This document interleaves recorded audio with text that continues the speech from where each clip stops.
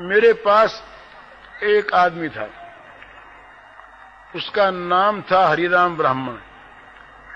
सच्ची घटना सुनाता हूं मैं आपको। और वो वहां पर बंबई में रुई के पाटिये पर दलाली करता था।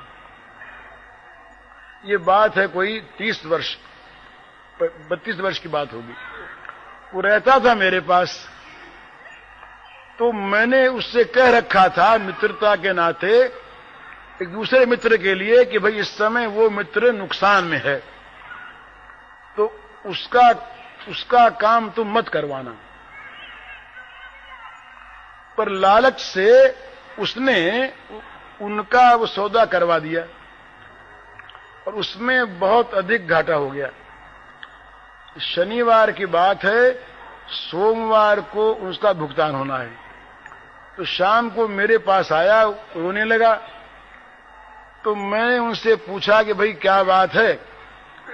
उसने कहा कि आपने तो रोका था और मैंने बात मानी नहीं और मैंने काम करवा दिया। मेरे पास उतने रुपए थे नहीं।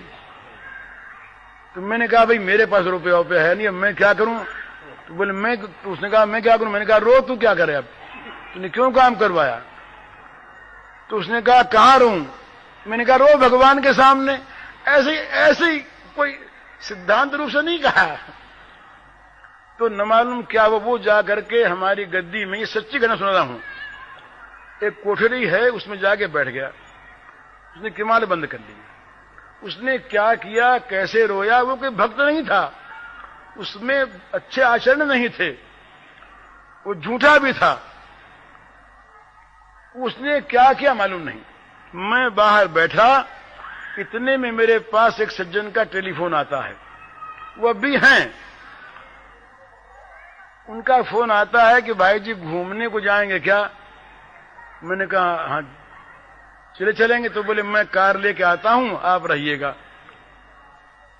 वो कार लेकर के आए, मैं उनके साथ घूमने गया। बेलाड पियर था उस समय, ये मेरिन ड्राइव नहीं बना था। तो उधर हम लोग गए, घूम घाम करके रात को 8 बजे लौटे। जब वो मोटर से मैं उतरने लगा तो वो मुझसे पूछते हैं कि वो हरिराम कहाँ है आजकल। अब वो क्यों उनको याद आया। मैंने बात नहीं चलाई और मेरे मन में वो याद भी नहीं था, मैं भूल गया था और बातों में। तो मैंने कहा वो रो रहा है बैठा ऐसे ही। तो उन्होंने कहा क्यों रो रहा है। तो मैंने कहा भाई ऐसी बात हो गई। अब वो बड़े पैसे के लिए मरने वाले आदमी थे धनी। उन्होंने कहा मुझसे कि भाई जी सवेरे आदमी भेज दीजिएगा, चेक मंगवा लीजिएगा। मैंने कहा चेक क्यों, किस बात का देते हैं आप। तो उन्होंने कहा मेरे मन में आ गई। मैंने कहा इसके बदले में कुछ नहीं मिलेगा आपको, और रुपया आवे ना आवे, रुपया आने की उम्मीद बहुत कम। तो उन्होंने कहा कि रुपया आने की उम्मीद हो ना हो, चेक मंगवा लें। वो तो इतना कह करके गए। वो रकम मामूली नहीं थी, बहुत बड़ी रकम थी। दूसरे रात को हम लोगों ने बेचारे कुछ 1-2 मित्र और थे, उनसे पूछा कि भाई क्या करें। रुपया उनसे मंगा लेना, उनके प्रेम का दुरुपयोग करना है, ऐसी भी भावना मन में आई। तो बात हुई तो एक सज्जन ने, हमारे मित्र थे, उन्होंने ये कहा कि भाई जी द्रौपदी का चीर भगवान ने बढ़ाया था, तो आप इसमें ना करने वाले कौन होते हैं। ये बात हुई। जिन सज्जन को घाटा लगा था उन सज्जन ने क्या किया, उनसे जब ये मालूम हुई, उन्होंने हैंड नोट लिखा और मकानों के पट्टे साथ दे करके भेजे ईमानदारी से। मैं जिन घाटा लगा था, दलाल ने नहीं, लक्ष्मी नारायण साहब है कि वो निमाम झुंझुनू का था एक, हमने उसको भेजा। वो जा करके पट्टा उसने दिया उनको और हैंड नोट दिया। उन्होंने हैंड नोट को फाड़ दिया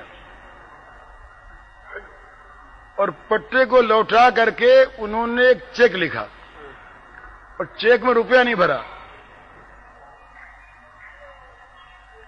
ब्लैंक चेक लिख के सही करके सौंप दिया कि मैंने रुपया मैं तो देता ही नहीं, मैं रुपया किसी चीज को रख कर दूं, ये तो मैं कभी किसी को देता ही नहीं।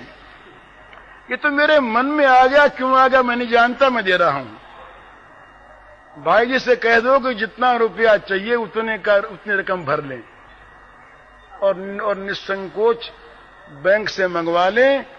ये मैं पट्टा नहीं चाहता। पट्टा लौट ही आया, हैंड नोट फट गया, रुपया मंगा लिया गया, पेमेंट हो गया और 2 महीने बाद उसने कमा लिए रुपए उनको वापस हो गया ब्याज समेत। अब ये कोई पूछे तो उनको किसने भेजा मेरे पास? वो नहीं आते, कोई रोज आते नहीं थे। उन्होंने हरिराम का नाम क्यों लिया? क्या जरूरत थी? मैंने पढ़ा है, एक